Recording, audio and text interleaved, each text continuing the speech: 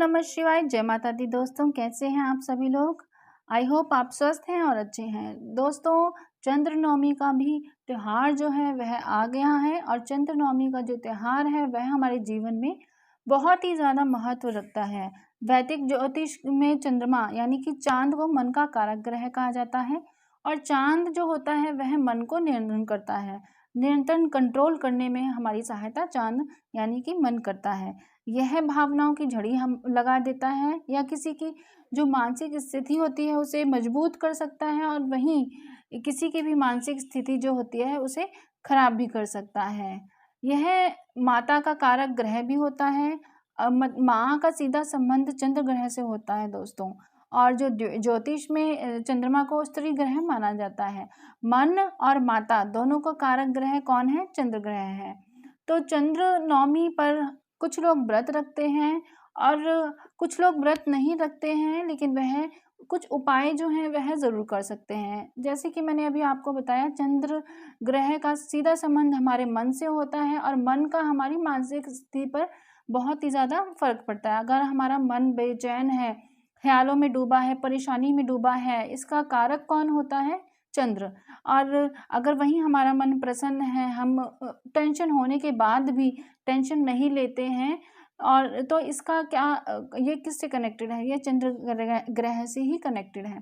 तो दोस्तों कुछ ऐसे उपाय करके, कुछ ऐसे कार्य करके हम अपने जीवन में चंद्र ग्रहण को स्ट्रॉन्ग कर सकते हैं। और यह चंद्र नवमी का अवसर आया है जो कि 24 सितंबर को हमें संडे के दिन यानी कि रविवार के दिन हमें मिल रहा है। आप कुछ कार्य इस दिन कर सकते हैं और चंद्र नवमी का जो व्रत रखते हैं लोग, उनको भी बहुत अधिक इसका लाभ प्राप्त होता है। देखिए, जिन लोगों की कुंडली में चंद्र ग्रह की स्थिति खराब है, वह कमज़ोर है, उन्हें चंद्र की ताकत के लिए यह व्रत करना चाहिए। और चंद्र नवमी के दिन चांदी का जो चंद्रमा बनाकर गले में धारण करने से चंद्र ग्रह बहुत ही ज़्यादा मजबूत हो जाता है। और कमज़ोर मानसिक स्थिति वाले लोगों को चांदी की अंगूठी में 8 कैरेट का मोती बनाकर कनिष्ठ उंगली में धारण करना चाहिए। सबसे लास्ट वाली सबसे छोटी फिंगर में धारण करना चाहिए।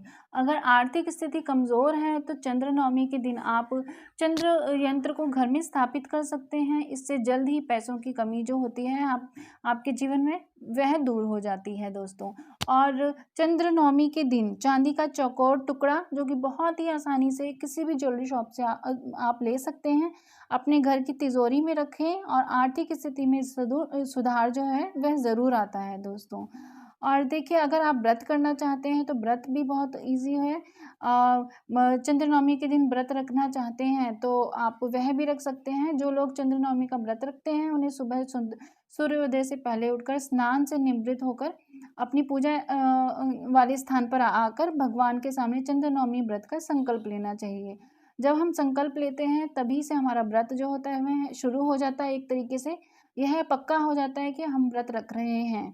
और इसके बाद पूरे दिन आप व्रत रखिए। व्रत के दौरान फल भी खा सकते हैं, दूध वगैरह भी अगर लेना चाहें वे ले सकते हैं।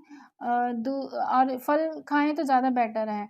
रात में जब चंद्रमा का उदय हो जाता है तो चंद्रमा के दर्शन कीजिए। उसके पश्चात आप उसको जल का अर्घ दीजिए, अक्षत चढ़ाइए और धूप दीप जिस प्रकार से सिंपल पूजा होती है उस प्रकार से करें। और अपने सभी कष्टों के विनाश की आपने कामना करनी है।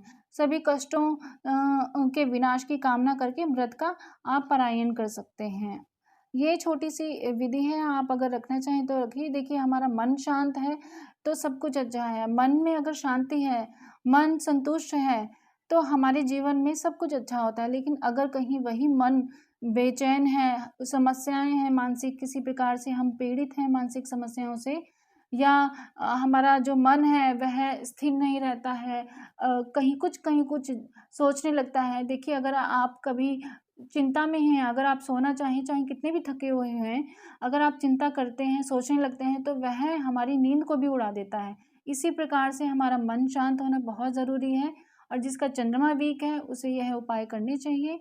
और कोई भी जानकारी आपको इस वीडियो से रिलेटेड पूछनी है तो कमेंट बॉक्स में आप पूछ सकते हैं। वीडियो को लाइक कीजिए दोस्तों, शेयर कीजिए अपनों के साथ और चैनल को सब्सक्राइब कीजिए। तब तक के लिए ओम नमः शिवाय, जय माता दी।